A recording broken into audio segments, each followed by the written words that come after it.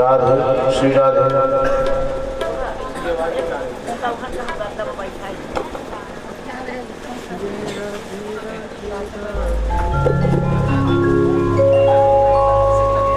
श्री राधे श्याम राधे राधे श्री राधे राधे जय श्री राधे श्री राधे राधे श्याम राधे श्री राधे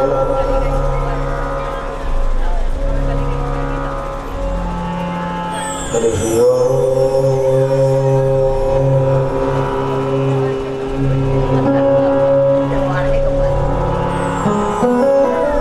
नमः श्रीमद्परमहंसाय स्वादित चरणकमल जिनमकरंदा भक्तजनमानस निवासाय राजाधिराजाय श्रीरामचंद्र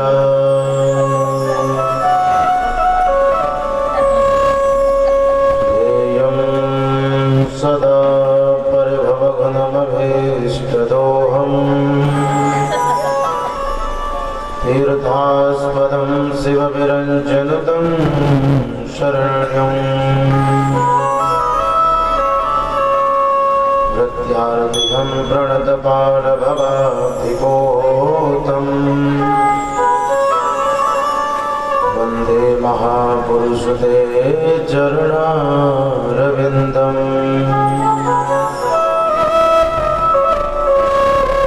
श्रीवंशी विभूषितकरान्नवनीरदाभात् पीताम्बरातरुणबिम्बफलाधरोष्ठात् पूर्णेन्दुसुन्दरमुखादरविन्दनेत्रात् कृष्णात् परं किमपि तत्त्वमहं न जाने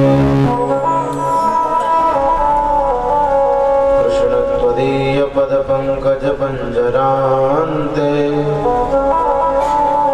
अद्यैव मे विशतु मानसराजहंस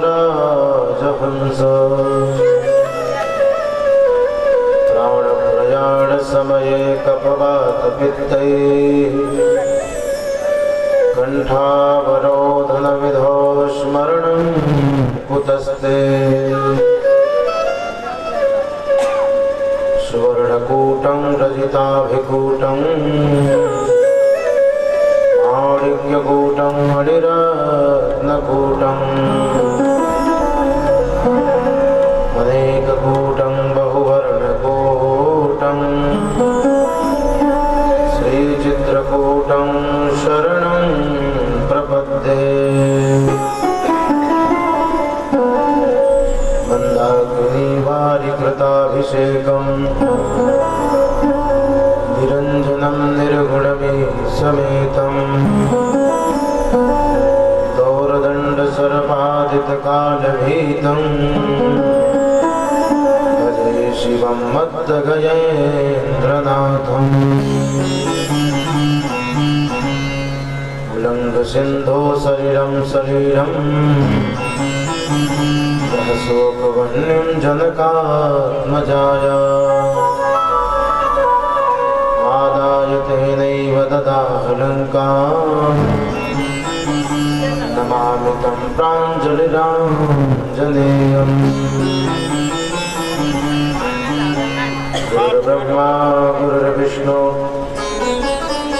गुरुर्देवो महेश्वरा गुरुर्साक्षात् परब्रह्म तस्मै श्री गुरुवे नमः। ॐ पूर्णमदः पूर्णमिदं पूर्णात् पूर्णमुदच्यते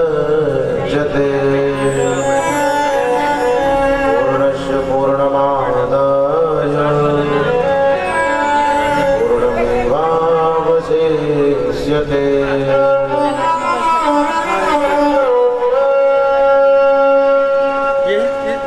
श्रीमद्भागवत महापुराण की जय।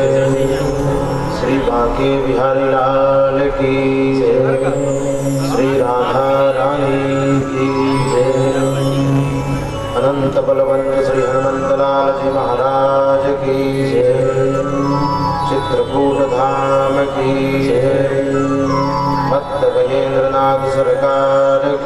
सभी देवताओं की सभी देवियों की जय जय श्री राधे श्याम। अकारण करुणावरणालय भक्तवांछा कल्पतरु तड़ित विनित पीड़ा परधारी भगवान श्री बालकृष्ण लाल की वांगमयी प्रतिमूर्ति श्रीमद् भागवत महापुराण, जिसका दर्शन, स्पर्श और श्रवण करने से मनुष्यों के पाप, ताप और संताप ये सभी नष्ट हो जाते हैं। उस परम पावनी कथा में प्रवेश करने से पूर्व अपने मन और वाणी को पवित्र करें। जैसे गंगा जी के परम पवित्र तट पर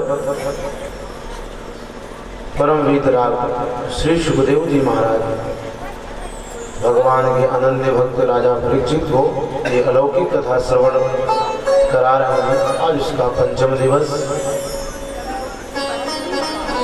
तो भगवान का स्मरण करें, मन और वाणी को पवित्र करें, फिर कथा में प्रवेश करें। आइए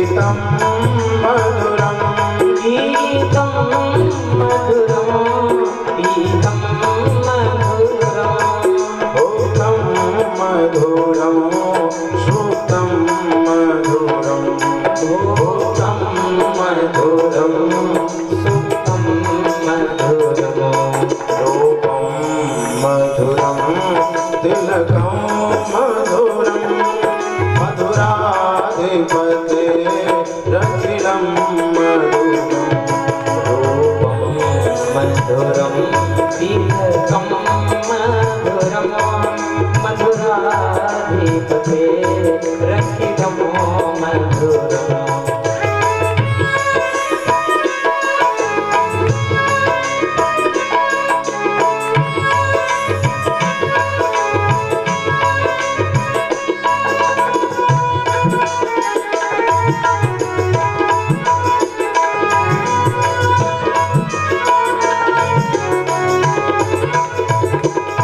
तरणो मधुरं तरणो मधुरं कर्णो मधुरं कर्णो मधुरं तरणो मधुरं तरणं मधुरं कर्णो मधुरं कर्णं मधुरं हरणं मधुरं स्मरणं मधुरं हरणं मधुरं स्मरणं मधुरम् वमितं मधुरं शमितं मधुरं मधुराधिपते रखिलं मधुरं वमितं मधुरं शमितं मधुरं मधुराधिपते रखिलं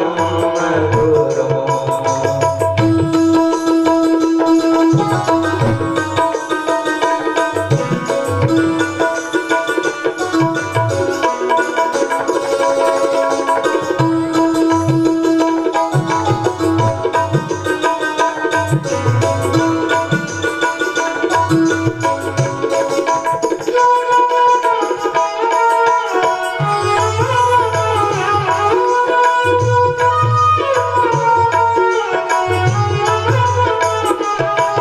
वरदा मधुरा माला मधुरा गुंजा मधुरा माला मधुरा वरदा मधुरा माला मधुरा गुंजा मधुरा माला मधुरा यमुना मधुरा विधि मधुरा यमुना मधुरा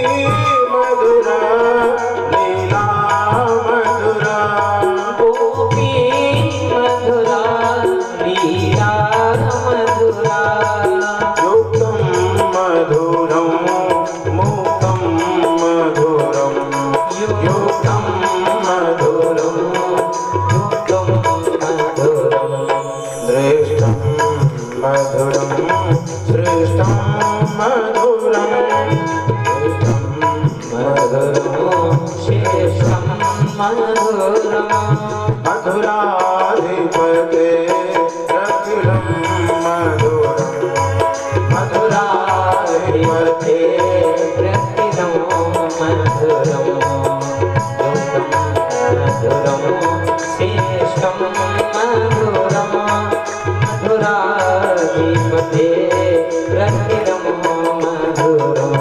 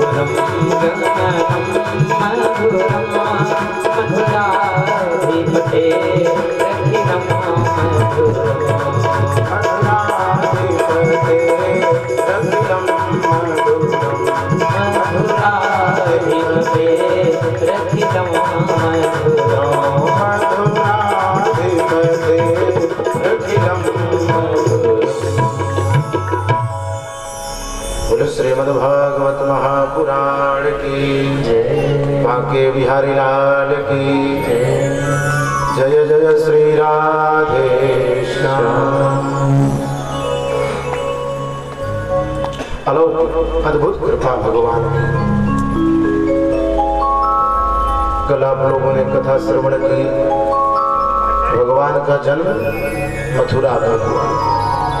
बधाई कहाँ मनाई गई? गोकुल में। वसुदेव जी के यहाँ जन्म हुआ। वसुदेव जी लेकर के गोकुल में छोड़े। गोकुल में छोड़ने के बाद वहां से लाली को उठाया और पुनः मथुरा चले गए। बंधन में बंध गए। किशन नंद बाबा यशोदा को आनंद है कि हमारे यहाँ लाला का जन्म हुआ है।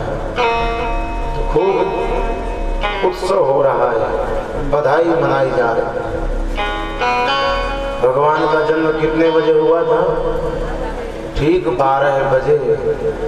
भाद्रपद मास कृष्ण पक्ष अष्टमी तिथि नक्षत्र रोहिणी हर्षण योग और बुधवार का दिन। ये योग था भगवान के जन्म लेने का। अब बताओ, गांव के लोग 12 बजे तक जगते हैं? पहले तो नहीं जगते थे, आजकल जगते हो तो अलग नहीं समझो। तो सब लोग सोए हुए रहे होंगे जब भगवान का जन्म हुआ होगा। तो बधाई तो कुछ ही लोग मनाए होंगे। नंद बाबा जी, यशोदा जी, नंदा जी, सुनंदा जी, उन्हीं का घर, उन्हीं का परिवार बधाई मनाया होगा। अन्य लोगों को तो पता प्रातः कालीन ही चला होगा, सुबह सुबह।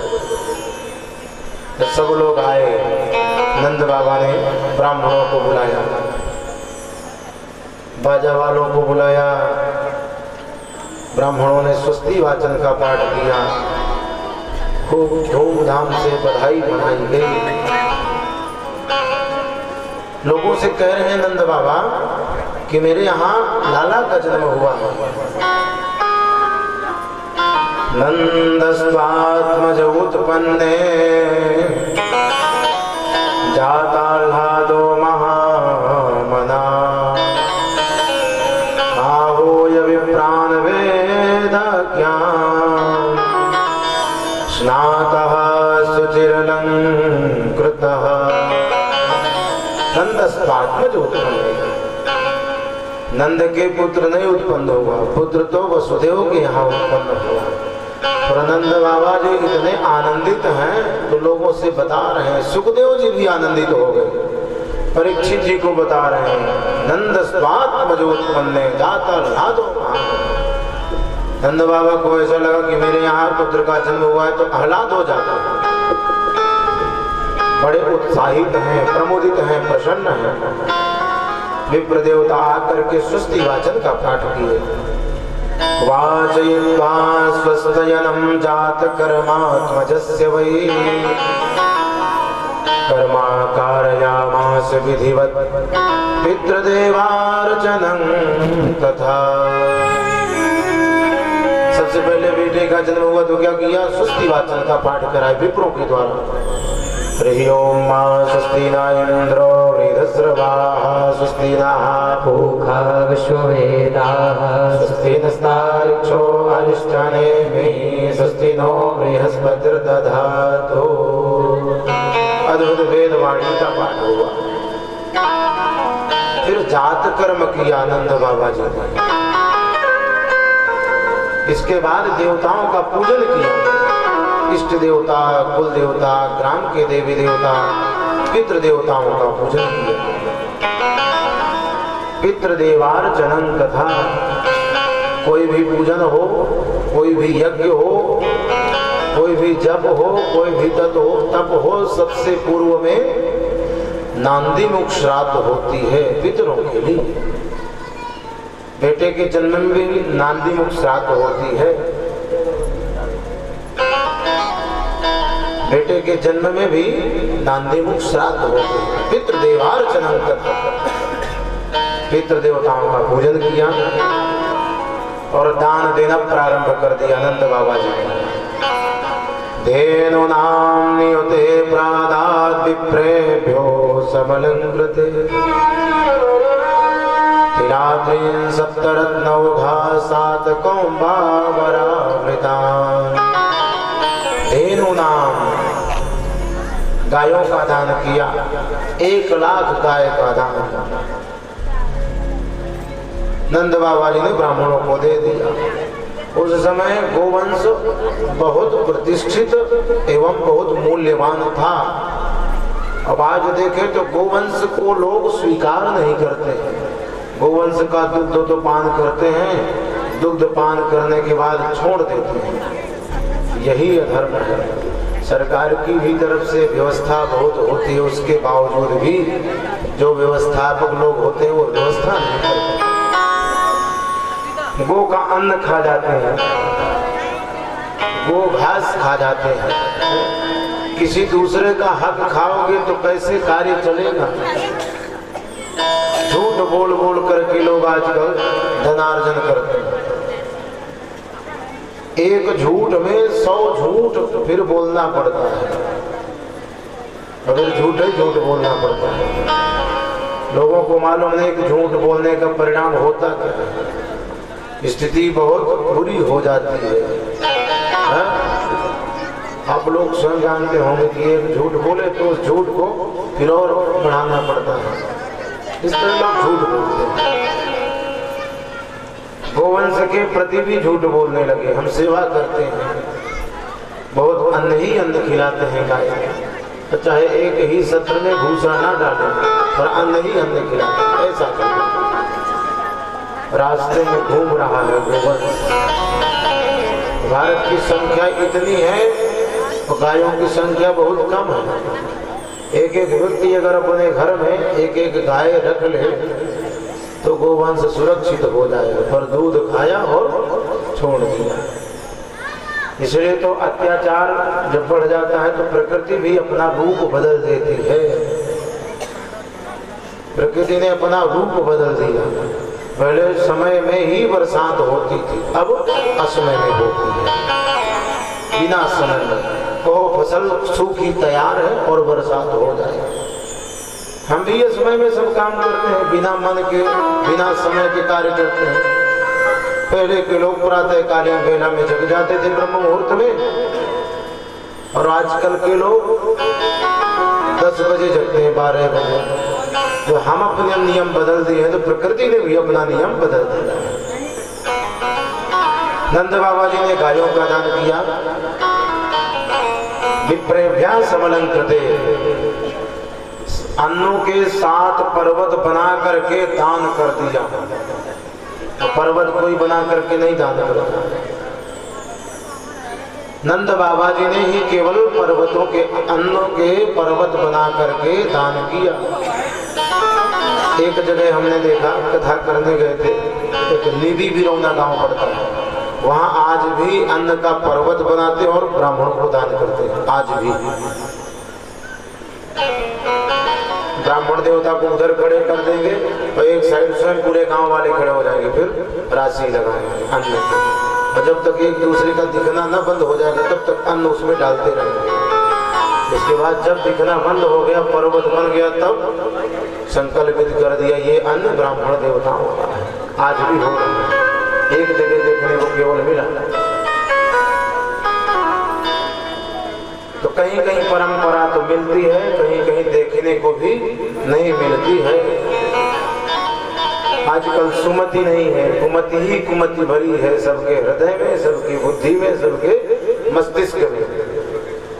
लोग सोचते हम ज्यादा चतुर हैं, हमारी चतुराई कोई जान नहीं पाए, और लोगों को मालूम होना चाहिए कि शायद हमसे ज्यादा अगला व्यक्ति चतुर हो।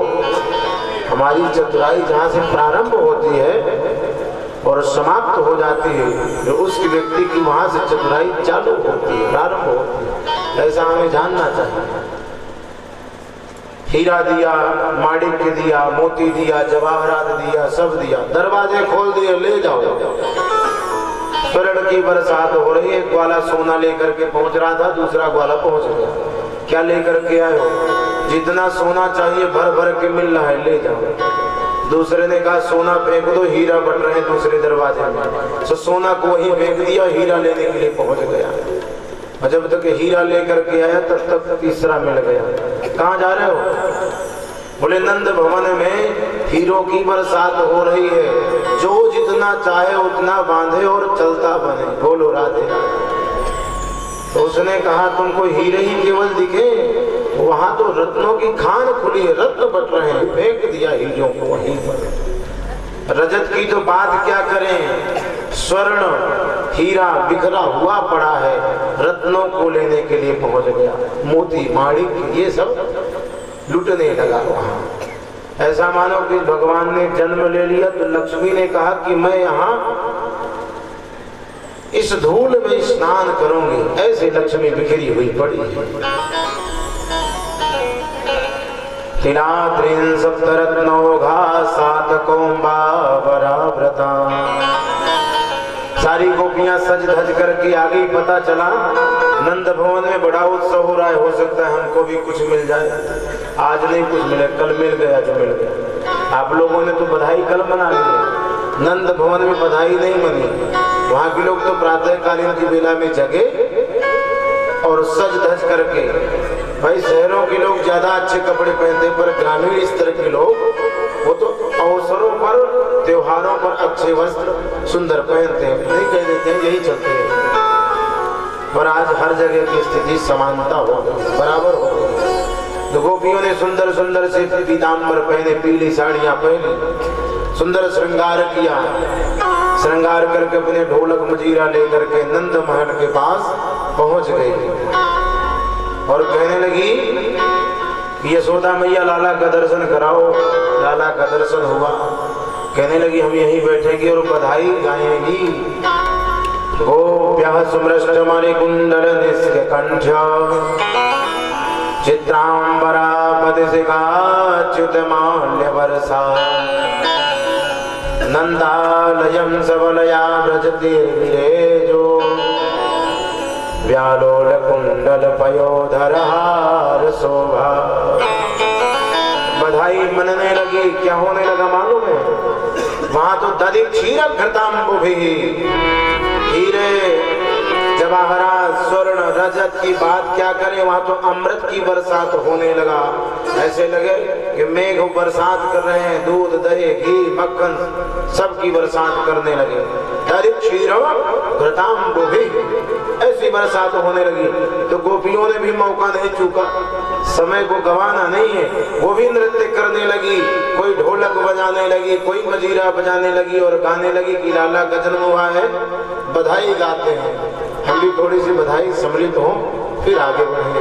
चलो देखिया में नंद घर लाला हुआ, चलो देखिया में नंद घर लाला हुआ, चलो देखिया में नंद घर लाला हुआ, चलो देखिया में नंद घर लाला हुआ, लाला हुआ ब्रजबाला हुआ, लाला हुआ ब्रजबाला हुआ, चलो देखिया में नंद घर लाला हुआ, चलो देखिया में नंद घर लाला हुआ, लाला हुआ ब्रजबाला हुआ, लाला हुआ ब्रजबाला हुआ, चलो देखिया में नंद घर लाला हुआ, चलो देखिया में नंद घर लाला हुआ। सब लोग गाइए, नंद के लाला की जय हो।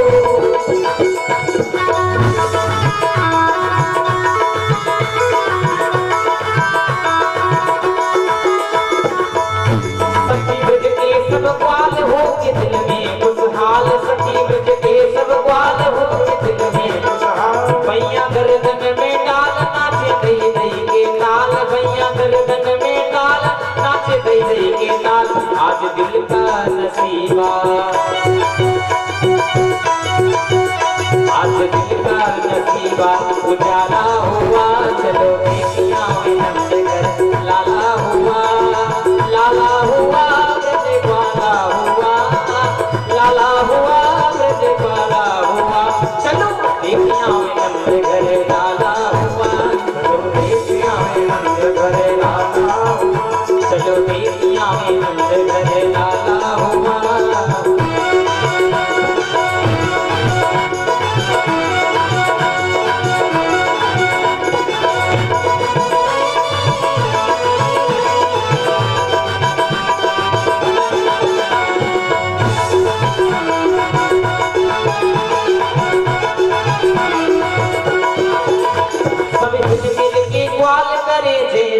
वहाँ ऐसा लग रहा था कि बधाई गाई जा रही है, मनाई जा रही, उत्सव मनाया जा रहा है, पर यहाँ ऐसा नहीं समझ में आ रहा। इंदिरा नगर में पांडे परिवार में ऐसा समझ में नहीं आ रहा कि बधाई मनाई जा रही है भगवान या गाई जा रही है। कैसे बधाई मनाते हैं आप लोगों ने कल मनाया, याद जरूर हो, हाँ? वैसे ही मनाना चाहिए। सभी हिल मिल की ग्वाल करे जैसे गोपाल, सभी हिल मिल की ग्वाल करे जैसे गोपाल, बाजे संत घड़ियाल जन्म दियो नंद लाल, बाजे संत घड़ियाल जन्म दियो नंद लाल, झूले अंगना में, झूले अंगना में फल न जहाँ डाला हुआ, झूले अंगना में फल न जहाँ डाला हुआ, चलो देखिया में नंद घर लाला हुआ, चलो देखिया में नंद घर लाला हुआ, अरे लाला हुआ ब्रजबाला हुआ, लाला हुआ ब्रजबाला हुआ, चलो देखिया में नंद घर लाला हुआ, चलो देखिया में नंद घर लाला हुआ, चलो देखिया में नंद घर लाला हुआ।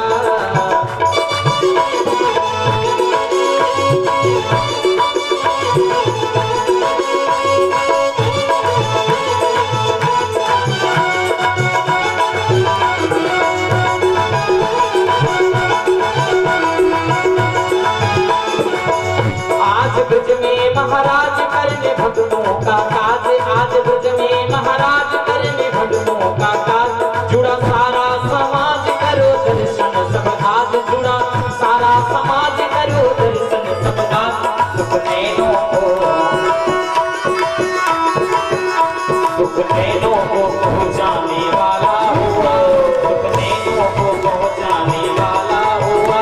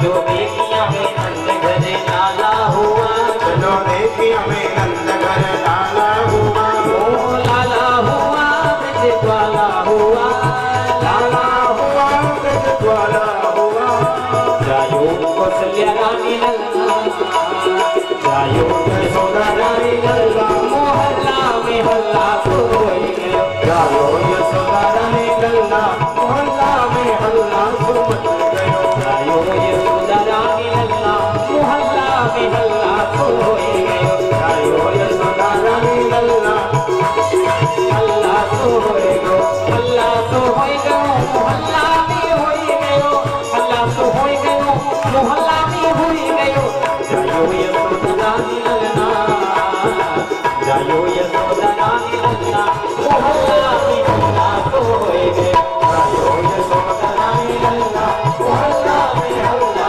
सो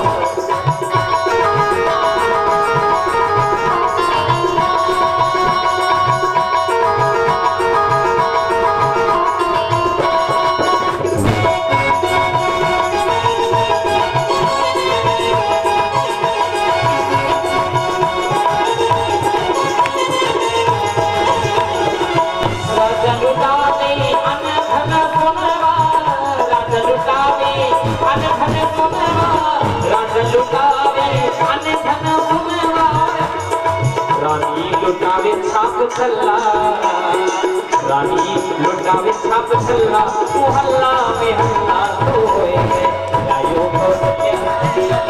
मोहल्ला में हल्ला तो होए गए जायो यशोदा रानी लल्ला मोहल्ला में हल्ला तो होए गयो राजा लुटावे लड्डू मेरा राजा लुटावे लड्डू मेरा राजा लुटावे लड्डू मेरा रानी लुटावे रसगुल्ला रानी लुटावे रसगुल्ला मोहल्ला में हल्ला तो होए गयो जायो यशोदा रानी लल्ला मोहल्ला में हल्ला तो होए गयो हल्ला तो होए गयो मोहल्ला में होए गयो हल्ला तो होए गयो मोहल्ला में होए गयो जायो जायो यशोदा रानी लल्ला मोहल्ला में हल्ला तो होए गयो जायो यशोदा रानी लल्ला मोहल्ला में हल्ला तो होए गयो जायो यशोदा रानी लल्ला मोहल्ला में हल्ला तो होए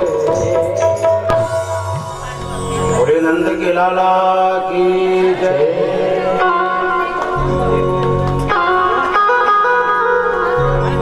बधाई मनाई गई तो बधाई में आनंद बहुत आता है सारी गोपियां आनंदित हो गई नंद बाबा जी भी आनंदित हो गए यशोदा प्रमुदित हो गई प्रफुल्लित हो गई आनंदित हो गई आह्लादित हो गई सारा गोकुल नगर प्रमुदित प्रसन्न हो गया सुख शांति जाग लक्ष्मी लोट पोट कर रही है गोकुल में तो करेगी ही जहाँ भगवान नारायण आएंगे वहाँ तो लक्ष्मी रहेगी ही रहेगी हमने बताया था कि जहाँ नारायण रहेंगे वहाँ लक्ष्मी रहेगी और जहाँ नारायण नहीं रहेंगे वहाँ लक्ष्मी नहीं रहेगी भगवान जिसको देना चाहता है उसको पता नहीं कहाँ से क्या दे दे दीन चाहे करता रज में सुत कौन रहीम सके त्वहि तारे उद्यम पौरुष कीन बिना धन आवत आप ही हाथ पसारे देखी हंसे सब आपस में विधि के प्रपंच नहीं जात विसारे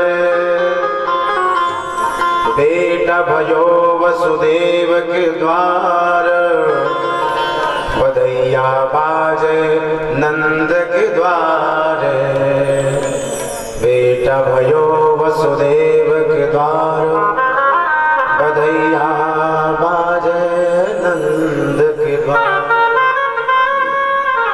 बेटा किसके यहाँ हुआ वसुदेव जी के यहाँ तो बधाई कहाँ मनाई जा रही है गोकुल में नंद बाबा के यहाँ बेटा किसी और का बधाई कहीं और मनाई जा रही है इन्होंने भी तप किया था, तब जाकर के भगवान कृपा किए,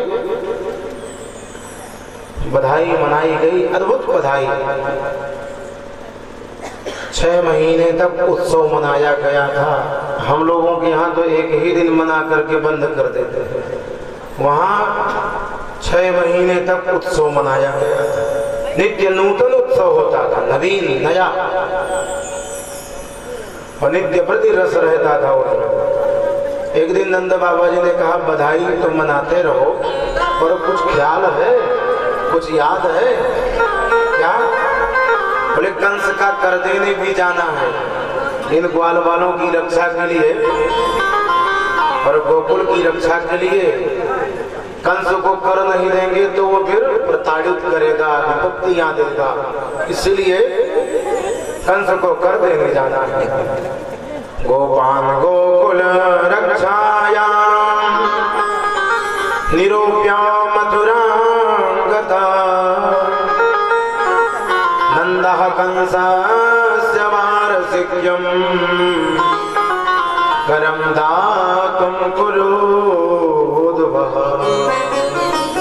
कर की सामग्री को नंद बाबा जी ने बैलगाड़ी में रखा, कर देने के लिए मथुरा की ओर प्रस्थान कर दिए। इधर कंस ने सभी दैत्यों को बुलाया, मीटिंग किया दैत्यों से कि देखो मेरे मारने वाला कहीं जन्म ले चुका है, तो 10 दिन में जितने भी बच्चे पैदा हुए हों गोकुल में उन सबको मारो। ये काम कौन करेगा? एक बकासुर की बहन है, उसका बकी नाम है, उसको पूतना भी कहते हैं। बोले पूतना मौसी को बुलाओ तभी ये कार्य होगा। पूतना को बुलाया कंस ने और कहा तुम्हें एक काम सौंपते हैं, सुंदर सा रूप बना करके जाओ, अपने स्तनों में विष मिला के सभी बच्चों को स्तनपान कराओ और उनको मार दो, ये तुम्हारा काम है। पूतना ने कहना माना, गोकुल की ओर पूतना ने प्रस्थान कर दिया। इधर नंद बाबा जी आए, कंस को कर दिया, कर देने के बाद अपने मित्र वसुदेव से मिले। अब जब कोई मित्र दूसरे मित्र से बहुत दिनों के बाद मिलता है तो कितना प्रसन्नता होती है, आप लोग स्वयं जानते होंगे। बहुत दिनों के बाद वसुदेव जी से नंद बाबा जी मिले। जब मिले तो कुछ बोल नहीं पा रहे, खुशी के आंसू छलक पड़े, नेत्रों में सजल हो गए, नेत्र अश्रुपात होने लगा और हाथ जोड़ करके मिलने लगे, कुछ कह नहीं रहे, हाथ ही जोड़े, एक दूसरे को देख करके प्रमोदित हैं, प्रसन्न हैं, सुख मिल गया जीवन का और गले मिलने लगे। इसके बाद फिर हाल चाल पूछा। 4 मिले 64 खिले, 20 रहे कर जोर, हरिजन से हरिजन मिले, 20 से 7 करो। 4 मिले, 2 आंखें मित्र की, उसके सामने वाले मित्र की 2 आंखें, 4 मिले। जब मिलते हैं आंखों ने आंखों को देखा तो प्रसन्न हो गए। 64 किले सुंदर कमल की तरह ये हमारे 64 दांत, 32 इधर के 32 उस साइड, 32 दूनी 64 खिल उठे कमल की तरह। और जब खिले तो तुरंत हाथों ने कहा सम्मान करो, अपने आप ये इंद्रियां काम करने लगती हैं। 20 रहे कर जो, 10 हमारे हाथ के 10 मित्र, 20 रहे और हरिजन से हरिजन मिले। हरिजन मतलब हरि कहते हैं नारायण को, जन मतलब भक्त सेवक, भृत्य। भगवान के भक्त से भगवान के भक्त मिले, जो ही गले मिले तो 20 से 7 करो। शरीर रोमांचित हो गया, एक एक रोम खड़ा हो गया। हर मनुष्य के शरीर में 3.5 करोड़ रोम होते हैं। गिन भी सकते हैं आप लोग जाके घर में, यहाँ नहीं गिनिएगा, नहीं कथा में डिस्टर्ब होगा। के मिलाकर के 7 करोड़ भ्रम प्रमुदित हो गए, प्रफुल्लित हो गए, रोमांचित हो गए। अब पूछने लगे नंद बाबा जी, अब पूछे जाकर मिलने की प्रक्रिया है, हम क्या करते हैं जब मिलते हैं बताएं। एक ने हाथ बढ़ाया, दूसरे ने उसका हाथ पकड़ा और मुट्ठी बांध लिया, हिलाते हैं और भैया कैसे हो, ठीक हो, ऐसे मिलते हैं। ऐसे हाथ केवल एक ही जगह मिलाया जाता है, आप लोग जान गए हो,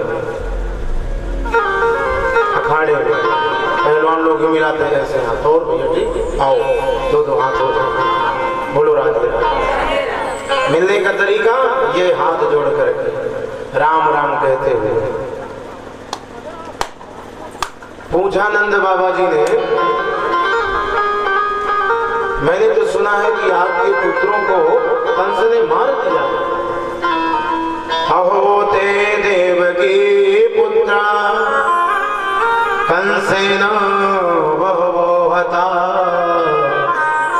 एका वसिष्ठा वरजा कन्या सापि दिवंगता। पुत्रों को तो मार दिया, एक कन्या हुई उसको भी मारना चाहा पर वो दिवंगता आकाश में चली गई। शेष बच जाती तो प्रेम रहता कन्या से, पर वो भी चली गई। एका वसिष्ठा वरजा कन्या सापि दिवंगता, कन्या भी चली गई। अब नंद बाबा जी अपनी खुशी नहीं बता रहे कि मेरे यहाँ भी लाला की बधाई मनाई जा रही है, लाला हुआ है। क्यों? हमारे यहाँ अगर सुख है और पड़ोसी के घर में दुख है तो हमें अपनी खुशी को व्यक्त नहीं करना चाहिए, अपने सुख को नहीं दिखाना चाहिए। यही एक पड़ोसी का कर्तव्य होता है। अभी तक नंद बाबा जी ने नहीं बताया कि मेरे यहाँ बधाई चल रही है, अनवरत रोज नित्य नूतन बधाई हो रही है। वसुदेव जी ने स्वयं कहा कि मैंने भी सुना है कि तुम्हारे यहाँ एक लाला का जन्म हुआ, वो भी 80 साल की आयु में। 80 साल की आयु में सुत ऐस हो जाओ। हाँ, आपका ही पुत्र है। लोग कहने लगे महाराज आपका ही बेटा है। कह दिया नंद बाबा जी ने, वो तो आपका ही बेटा है, आशीर्वाद दीजिए इसे। हाँ, मैं तो आशीर्वाद देता हूँ, लाला खूब बड़ा हो, अपने शत्रुओं का वध करे, पराक्रमी बने, सुखी हो, शांति हो उसके जीवन में। ऐसा वसुदेव जी ने आशीर्वाद दिया। वसुदेव जी तो जानते हैं कि बेटा तो मेरा ही है, अगर अभी बता दूंगा तो कंस जान जाएगा, फिर विपत्तियों का पहाड़ भेज देगा। कंस के पास दैत्यों की सेना है, एक सेना को भेज दिया। अब वसुदेव जी कहते हैं नंद बाबा जी, जितना जल्दी हो सके आप अपने घर को पहुंचिए, अपने नगर को। क्यों? तुम्हारे यहाँ विपत्ति आने वाली है। मैं ज्योतिषी भी हूं ना, जानता हूं, शीघ्र पहुंच। नहीं हम स्थेयम बहुहितम संतपातश्च गोकुले, विपत्ति आने वाली, जल्दी पहुंचो। नंद बाबा जी घबरा गए, तुरंत बैलगाड़ी में चढ़े, प्रस्थान कर दिए। इधर देवी पूतना पहुंची, कहाँ? गोकुल में। राक्षसी वेश था। भीड़ देखा नंद महल के बाहर, बहुत भीड़। सोचा कि राक्षसी वेश में जाऊंगी तो कोई घुसने नहीं देगा, प्रवेश नहीं देगा घर में, क्या करूं मैं? तो तुरंत सुंदर रूप बनाया, अद्भुत श्रृंगार किया और एक कमल का पुष्प हाथ में लिया, घुमाती हुई नंद महल के पास पहुंच गई। भीड़ इसलिए लगी कि सब कोई लाला का दर्शन करने आ रहा है। यशोदा जी किसी को रोकती नहीं है, सब कोई दर्शन करो लाला का। कंस की प्रेरणा से ये राक्षसी आई है, पहुंच गई दरवाजे तक, पर अंदर तो डर रहता है। क्यों? मुखौटा तो बदल लोगे प्यारे, पर गुण कहाँ से पाओगे, स्वभाव कहाँ से पाओगे? वेश तो चेंज कर लोगे, परिवर्तन कर लोगे, पर कहाँ मुखौटा पाओगे? कोई चाहे कि बाबूजी का भेष रख लें, पर इनका स्वभाव कैसे पाओगे, गुण कैसे पाओगे, सरलता और सहजता कैसे पाओगे? ये तो कमी बनी ही रहेगी, मुख तो लग जाएगा। कंस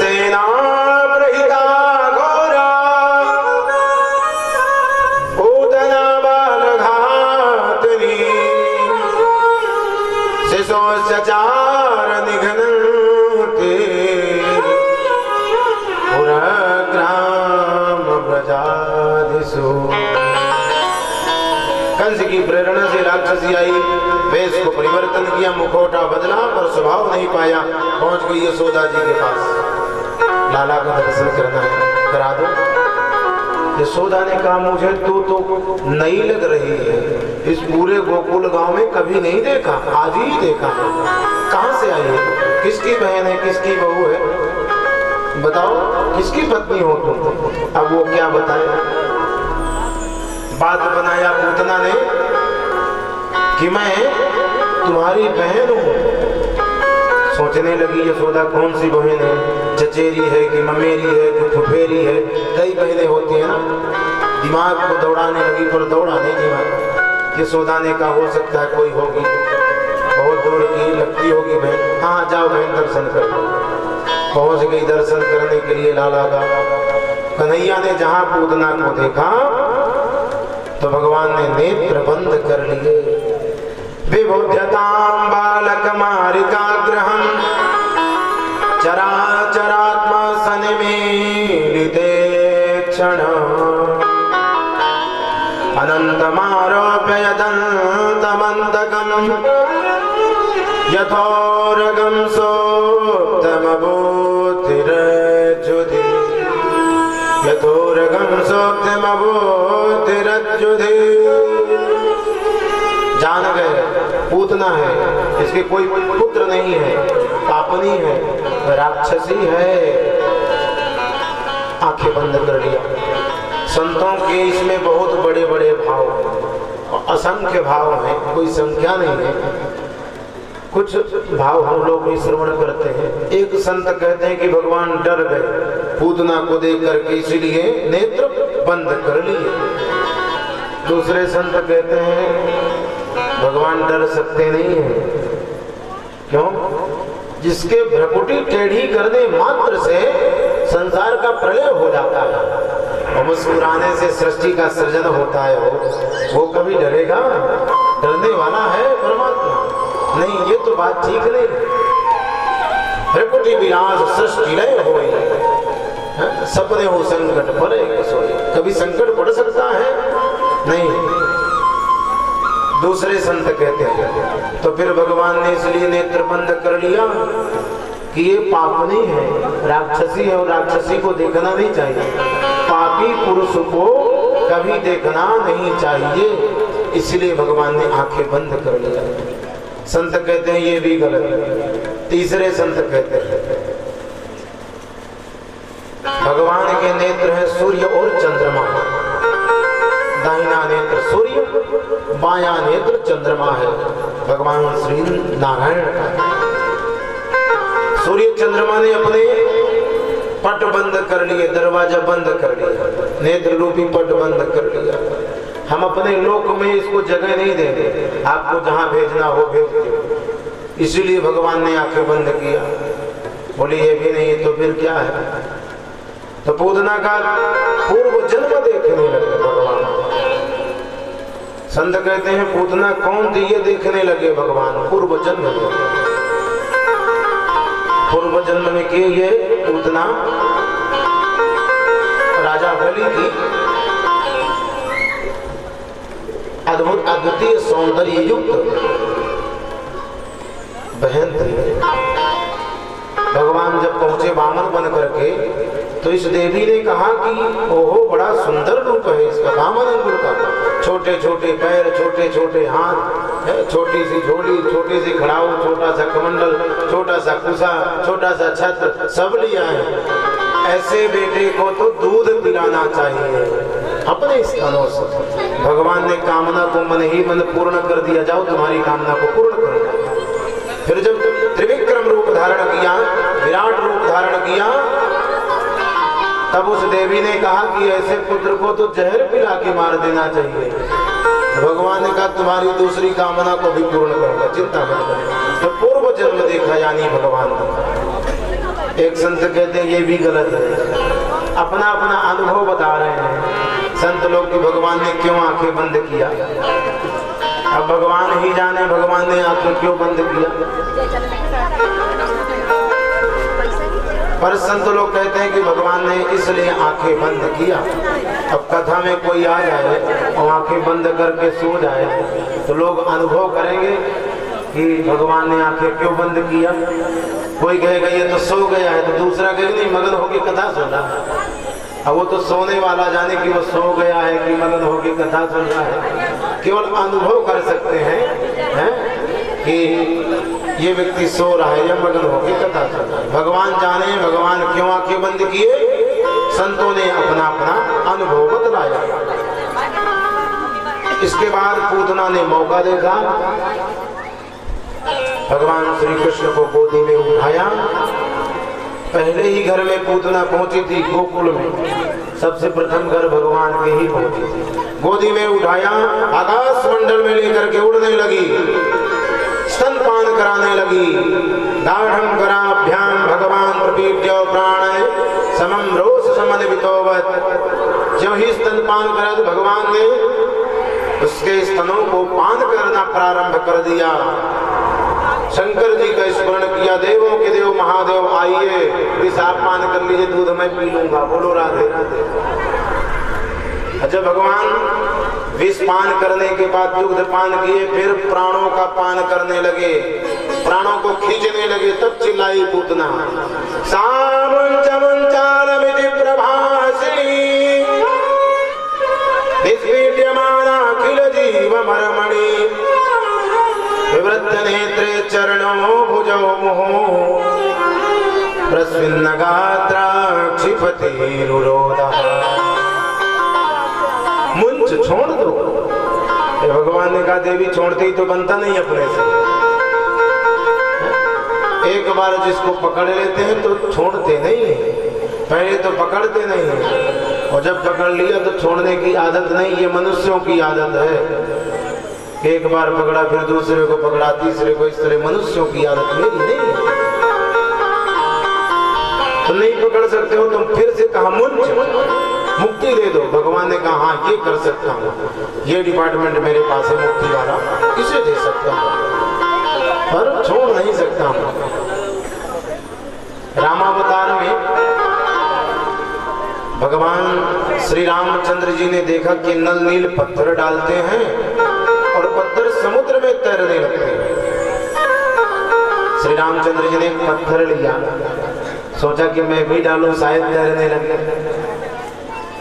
एकांत में गए भगवान श्री रामचंद्र जी, पत्थर को डाला समुद्र में, पत्थर नीचे चला गया, डूब गया।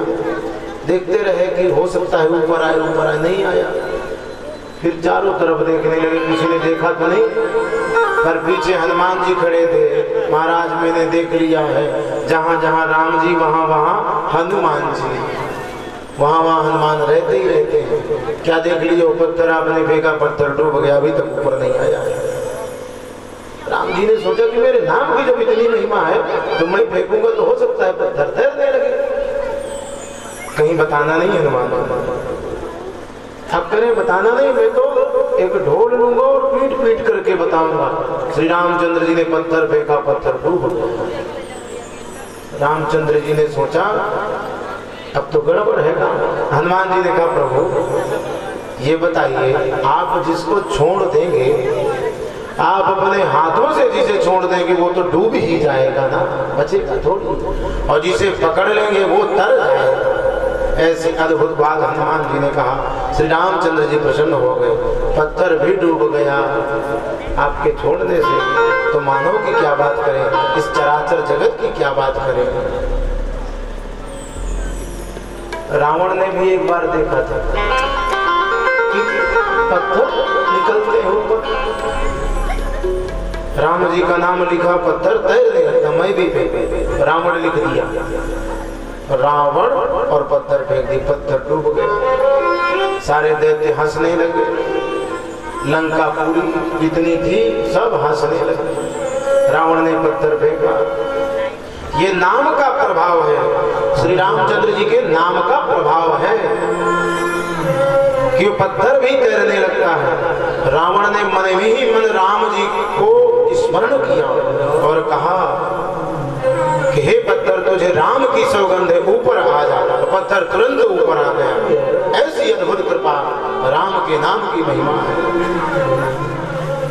पत्थर छोड़ो, पहाड़ भी समुद्र में डाल दिया जाता तो वो भी ऊपर आता। ऐसी कृपा राम की।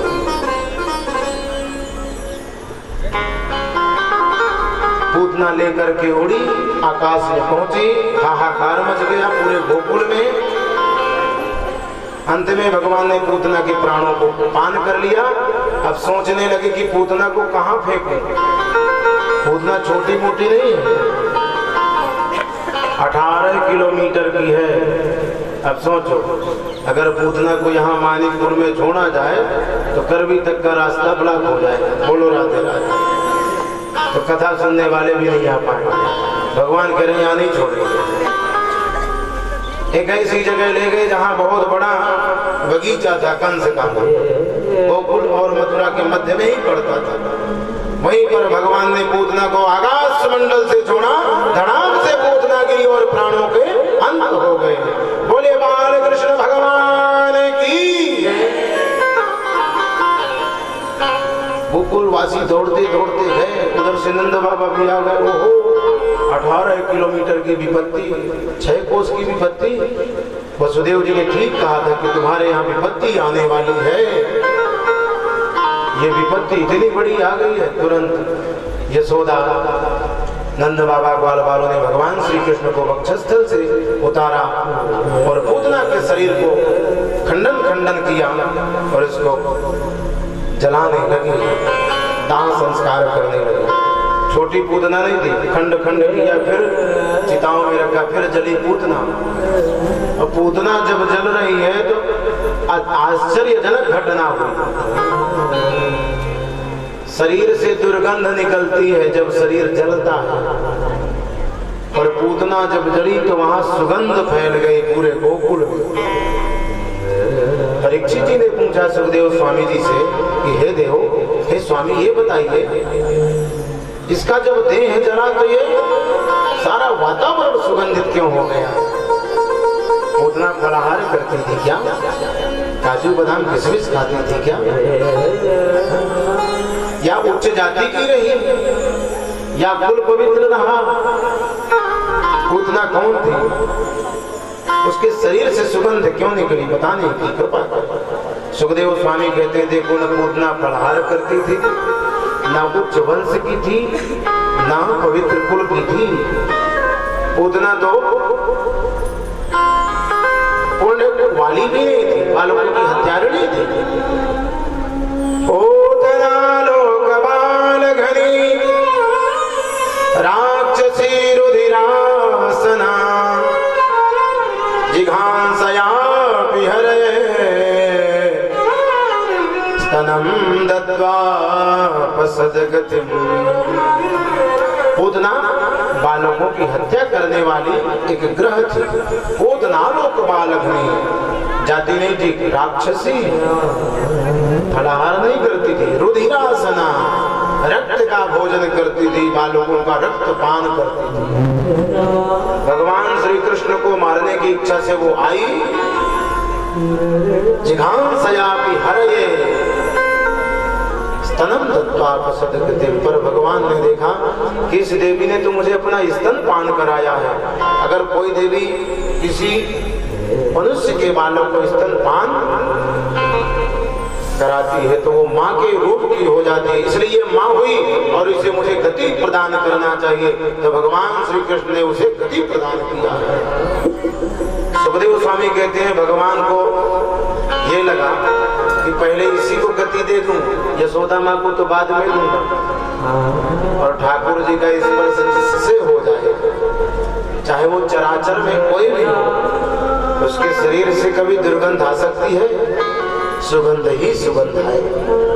भगवान का स्पर्श हो जाने के बाद फिर सुगंधित हो जाता है ये जीव, क्योंकि ईश्वर अंश जीव अविनाशी, ये उसी का अंश है, उस ईश्वर का।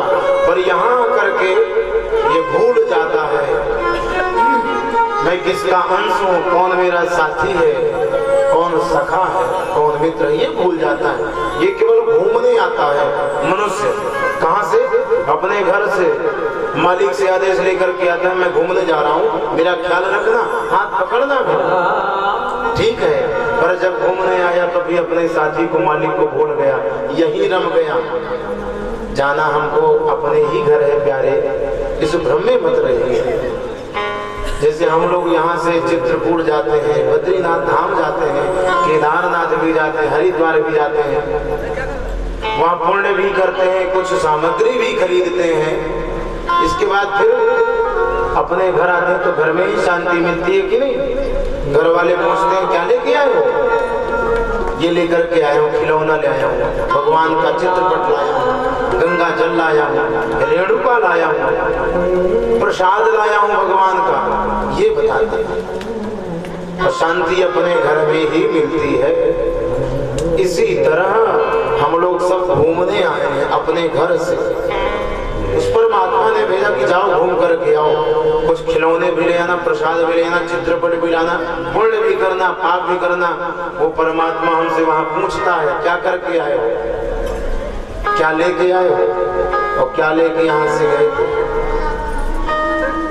तो ये क्या बता पाएगा? जब अधर्म ही अधर्म करेगा, झूठ ही झूठ बोलेगा, तो क्या बताएगा वहां कि मैं झूठ ही झूठ बोला, वहां सत्य एक भी नहीं बोला। और लेके क्या गया? लेके जाना है तो केवल नाम। उदाहरण से बताएं, एक करेंसी होती है, भारत की करेंसी को लेकर के जाइए, लंदन जाइए या अमेरिका जाइए, तो बॉर्डर में करेंसी चेंज होती है, एक्सचेंज जिसे कहते हैं, बदली जाती है और वहां के करेंसी मिलती है, उसको डॉलर कहते हैं। भारत की जमा हुई, विदेश की मिली, फिर वो करेंसी वहां चलती है। इसी तरह है, ये राम नाम रूपी करेंसी इकट्ठा करेंगे ना जब धन, तो ये करेंसी वहां काम करेगी। जब बॉर्डर में पहुंचेंगे करेंसी बदली जाती है, ये वाली करेंसी यही काम करेगी संसार में। और राम नाम रूपी जो करेंसी वो वहां बॉर्डर में बदली जाएगी, एक्सचेंज होगी और फिर वो करेंसी वहां काम करेगी। कहाँ? जहां हम अपने घर जाएंगे। तो प्यारे, ये गंगा है, इसमें स्नान कर ले, कीर्तन कर ले, कथा सुन ले, ये यहीं पर उपलब्ध है, वहां नहीं, फिर कुछ नहीं मिलेगा।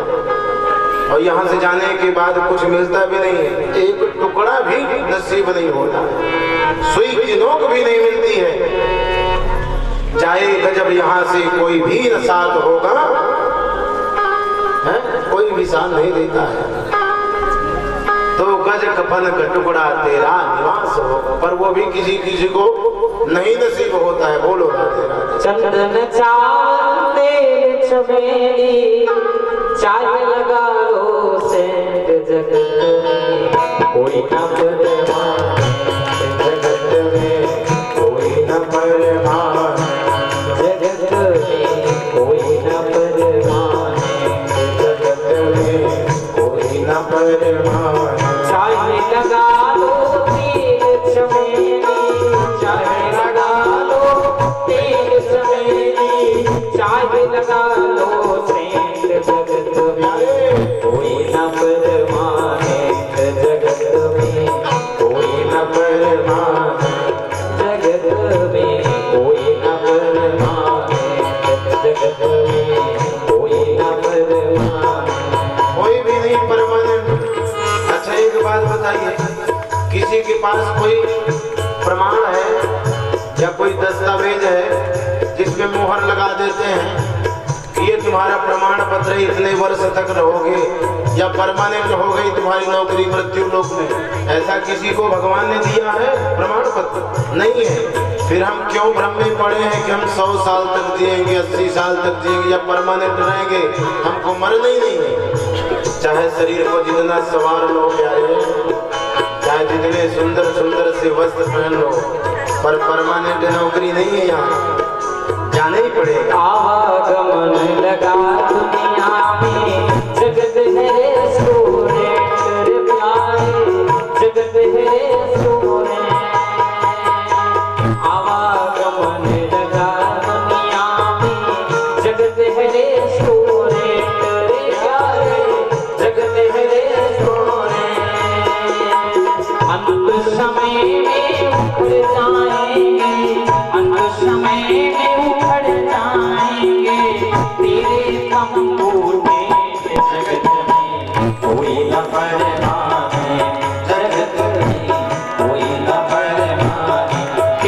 चमेली कोई भी परमानेंट नहीं है। जैसे आपके पॉकेट में पैसा है, होटल में रुकिए, रेस्टोरेंट में जाकर के जब तक पैसा है तब तक रोकेगा नहीं, निकाल करके बाहर फेंक ले जाओ, फिर से पैसा लेकर के आओ। जब तक हमारे पास पुण्य है तब तक इस संसार में रहेंगे, तो खत्म तो सब तंबू टेंट उखड़ करके चला जाएगा। हरिद्वार चाहे काशी मथुरा घूमो दिल्ली कैंट रे प्यारे, घूमो दिल्ली कैंट प्यारे, घूमो दिल्ली कैंट। हरिद्वार चाहे काशी मथुरा घूमो दिल्ली कैंट रे प्यारे, घूमो दिल्ली कैंट। मन में नाम गुरु का राखो, मन में नाम गुरु का राखो, मोती बहनों या जगत में कोई न परमाने, जगत में कोई न परमाने। तेरे चमेली चंदन साबुन, तेरे चमेली चंदन साबुन, चाहे जगा लो से जगत में कोई न परमाने, जगत में कोई न परमाने।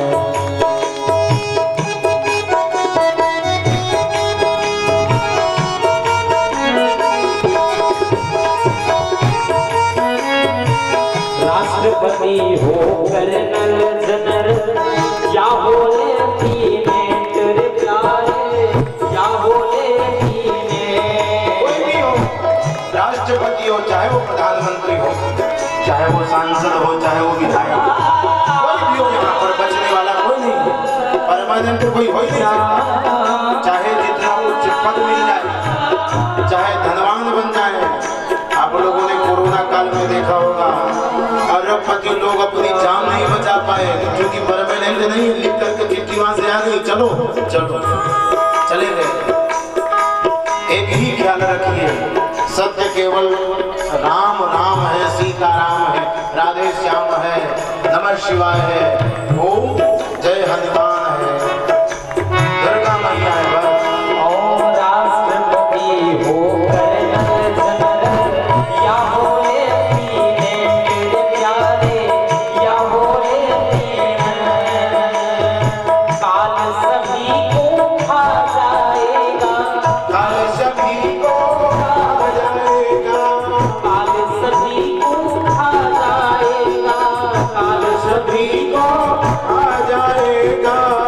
तेज हो या जेम्स जगत में कोई न परमाने, जगत में कोई न परमाने। तेरे चमेली चंदन साबुन, तेरे चमेली चंदन साबुन, चाहे लगा लो जगत में कोई न परमाने, जगत में कोई न परमाने।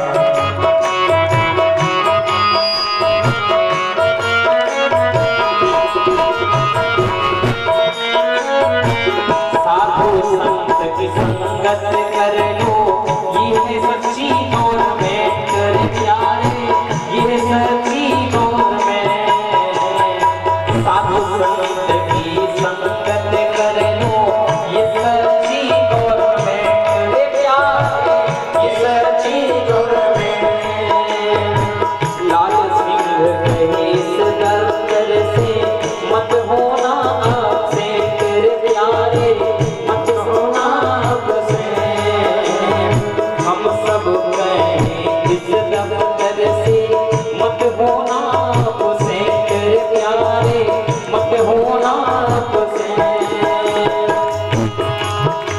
और मन में नाम गुरु का राखो, मन में नाम गुरु का राखो, धोती पहनो या पैंट, जगत में कोई न परमाने, जगत में कोई न परमाने।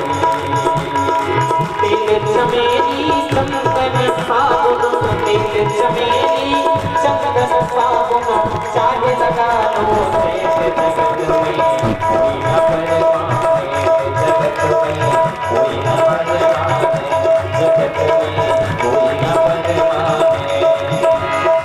अंत समय में उखड़ जाएंगे, अंत समय में उखड़ जाएंगे,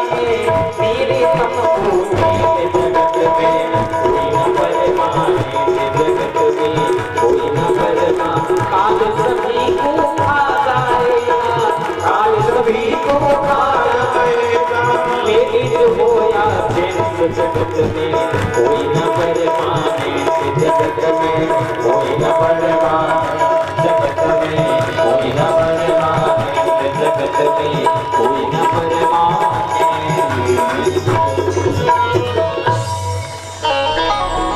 इस संसार में किसी के पास कोई प्रमाण पत्र नहीं, कोई परमानेंट नहीं है।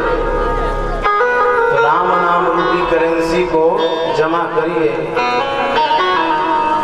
चाहे इत्र लगाइए, चाहे पैंट पहनिए, चाहे धोती पहनिए, चाहे वो कोई भी हो, जेंट्स हो या स्त्री हो, कोई परमानेंट नहीं, जाना सबको। आया है सो जाएगा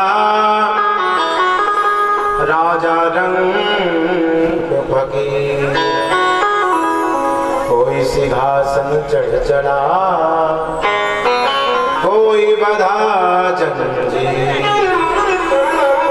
जिसकी पहचान होती है बॉर्डर पर वही सिंहासन में जाता है, नहीं तो जंजीर से बंद करके जाता है। मतलब राम नाम रूपी जिसके पास धन है वही सिंहासन पर बैठ करके जाता है, और किसी को तो घसीटते हुए ले जाते, खींचते हुए जंजीर में बांध कर। यही उद्देश्य है कथा का कि लोगों तक ये उपदेश पहुंचे। इस कथा सुनने का मतलब यही है कि कुछ भी शब्द अपने जीवन में एक ही 7 दिन का उतार लो तो कथा सुनना सार्थक हो गया, जीवन बदल जाए कथा सुन करके। ये कोई कहानी नहीं है, ये कथा है। कौन था, क्या था, पूर्व में किसकी कथा है, कौन था, कैसे इस संसार की रचना की, कैसे पालन किया, कैसे संहार किया, उसकी कथा है। वही सब आपके सामने परोसा जा रहा है, उसको प्रेम से ग्रहण करिए और हृदय में लेकर आत्मसात करिए, तभी ये समझ में आएगा कि जगत में कोई न परमानेंट। जितने टेम्पू टेंट का मतलब जितने भवन ये सब बने, हम अपना माने ना, मेरा घर है, मेरा प्लॉट है, मेरी जमीन है, मेरा धन है, ये कुछ भी नहीं, सब उखड़ करके चला जाएगा। कुमार अवस्था भगवान श्री कृष्ण और बलराम जी की हो गई। भगवान शिव जी को भी पता चला तो वो भी दर्शन करने के लिए आए। यशोदा माँ को प्रणाम किया, यशोदा जी ने शिव जी को लाला का दर्शन कराया, प्रसन्न हो गए, कैलाश पर पुनः चले गए भगवान शिव। एक बार सारी गोपियां आ गई ढोलक मजीरा लेकर के बधाई गाने के लिए, पर लाला तो पलने में सो रहा है, जिसकी बधाई गाजनी वही सो रहा है। जगा दिया लाला को, और लाला जब जगा तो रोने लगे, कन्हैया जब जगे तो रोने लगे। तो गोपियों ने कहा ये रो रहा है, ठीक नहीं है, भजन गाने में किरकिरा हो जाएगा। ऐसा होता है जब भजन गाओ तो कोई शोर ना करे, कथा सुनाओ तो कोई शोर ना करे, शांति से कथा सुने, सब आनंद किरकिरा हो जाता है। इसको बाहर रख दो, द्वार के बाहर बैलगाड़ी के नीचे पलने को रख दिया गया। शकट कहते हैं संस्कृत में बैलगाड़ी को, शकट के नीचे रख दिया गया, और हिंदी में कहें तो छकड़ा कहते हैं उसे, बैलगाड़ी भी कहते हैं, संस्कृत में सकट कहते हैं। उसके नीचे पालना रख दिया गया। इतने में कंस ने एक असुर को भेज दिया, उस बैलगाड़ी में बैठ गया। बैलगाड़ी में बैठने के कारण, क्योंकि संस्कृत में उसका नाम सकट है, तो उसका सकटा सुर पड़ गया था। अब उसने सोचा कि मौका बड़ा अच्छा है, कोई है भी नहीं, पालने में पड़े हैं। पैर उछाल उछाल करके कन्हैया रो रहे थे, हाथों को भी उछाल रहे थे, और देख रहे थे कि ये असुर बैठा है बैलगाड़ी में मुझे मारने के लिए। अंतर्यामी है, उनसे क्या छिपा है बताइए। सब कुछ जानते हैं, अंदर की जानते हैं, बाहर की जानते हैं, ऊपर की नीचे की, 10 दिशाओं की सब जानते हैं वो, उनसे कुछ छुपा नहीं है। दो बालक थे विद्यार्थी अपने गुरु जी के पास गए। तो गुरु जी ने कहा ले बेटा फल ले लो, दोनों लोग अलग अलग ऐसी जगह में खाना जहाँ कोई देखे ना। दोनों विद्यार्थियों ने फल लिया, घनघोर जंगल में पहुंचे। एक विद्यार्थी ने तो ऐसी जगह का चयन किया जहां पर मक्खी नहीं जा सकती, ऐसी जगह बैठ गया, चुपचाप फल को खा लिया, किसी ने देखा नहीं। दूसरे ने अपने जेब में डाला और दोनों मिलकर के फिर गुरु जी के पास गए। क्यों विद्यार्थियों फल खा लिया? पहले वाले ने अपनी पीठ थपथपाते हुए बोला गुरुजी किसी ने नहीं देखा, मच्छर तक नहीं घुस सकता था, ऐसी जगह चयन किया था मैंने। दूसरे वाले ने कहा ले गुरुजी अपना फल ले लो, मुझे ऐसी कोई जगह ही नहीं मिली जहां पर वो परमात्मा देखता ना हो, ना उससे छुपी हुई कोई जगह ऐसी नहीं मिली है मुझे, मैंने नहीं खाया। गुरुजी प्रसन्न हो गए, असली शिष्य तुम ही हो, असली विद्यार्थी तुम ही हो। भगवान तो कण कण में है, हर जगह है, ऐसी कोई जगह नहीं जहाँ पर भगवान